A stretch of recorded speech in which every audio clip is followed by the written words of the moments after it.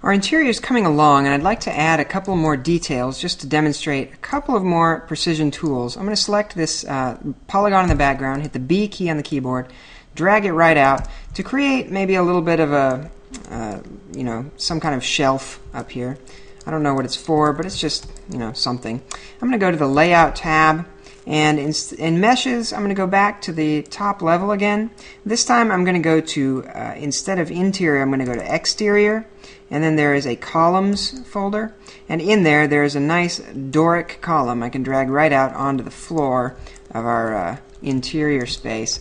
Now it is much too big, so I'm going to hit the R key on the keyboard and scale that in on the Z and X axes simultaneously.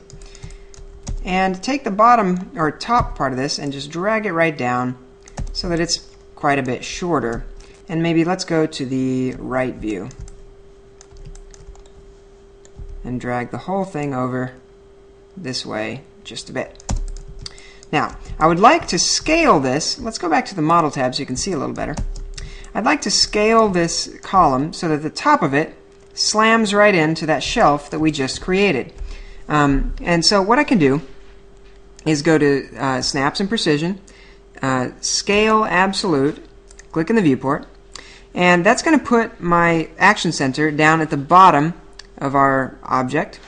And I'm just going to drag this little circle up until it is up parallel with the top of our object. In fact, I'm just going to snap to the midpoint there of our object. And now when I drag the green rectangle, I can snap it using, once again, snapping geometry. I'm going to leave that turned on, and that's going to let me come right up and just snap right there to the bottom of that shelf. Go back to my perspective view, and we have a column in place. And I can go ahead and create a few more of those if I want to. Let's just go to Duplicate, Clone, drag one out, and make a few more. So we have some columns in the background. I have no idea what that means about this interior, but there you have it. I want to add our windows back in now, but I want to do it the right way this time. So let's go to Item Selection Mode, select our interior item. Select these polygons over here on the left. I'm going to bevel them in a little bit, making sure that Group Polygons is selected. And let's bevel them in by 2 inches exactly. Say my inset is set to 2 inches. So, 2 inches, go. Spacebar to drop the tool. Same thing again, B, click in the viewport, inset, 2 inches. And lastly, this one too, B, click in the viewport, inset 2 inches. So now we have a little space between our windows. Select all three.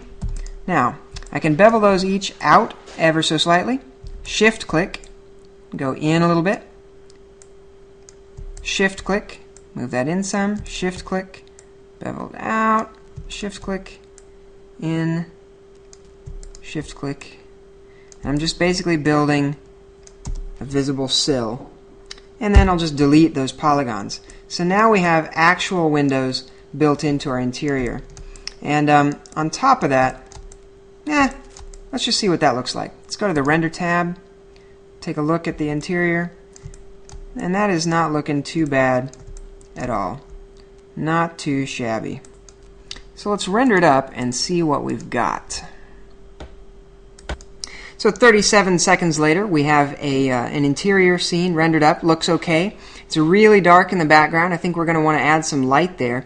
And this is going to be an opportunity to introduce photometric lights. I'm going to close this window, and we can actually add real-world lights created by real-world light manufacturers. This is a pretty cool feature.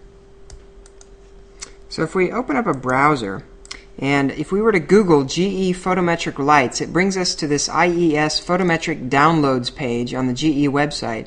And here you can get lighting profiles for hundreds of different lights that GE manufactures. You can go to the MR halogen series, and it lists dozens of MR Halogen Series product codes. And you can just choose the correct product code and have it emailed right to your email address. I've already done that, so I'm going to go ahead and say, in this case, new item, photometric light. And that's going to give me a dialog box where I can browse to my desktop and find that light. And here it is. It shows it in my item lister as a photometric light. Unfortunately, I can't see it out here in the model space, because in the model tab they figure you probably won't want to see lights. In this case I do. So I'm going to hit O on the keyboard, which is for viewport properties. Go up to visibility and click on show lights. So now our photometric light is visible down here in the corner. That's what this little can is down here. I'm going to hit E on the keyboard and hold the control key while I rotate it so that it faces straight down. Then hit W on the keyboard and move it on over. I just want it to be right up here underneath our colonnade.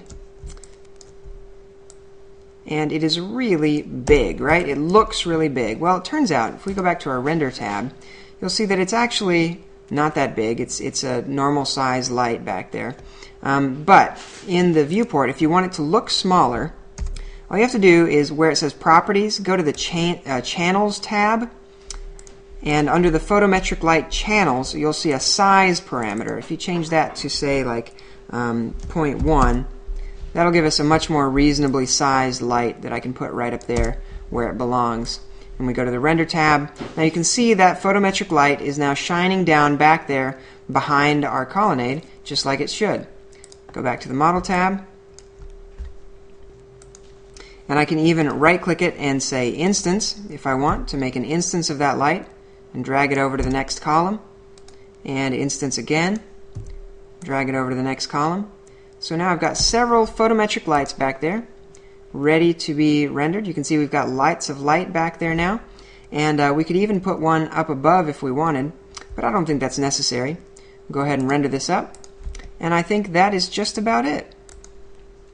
So 57 seconds later, here we are with a finished render, and I think that is about all we're going to be able to cover today.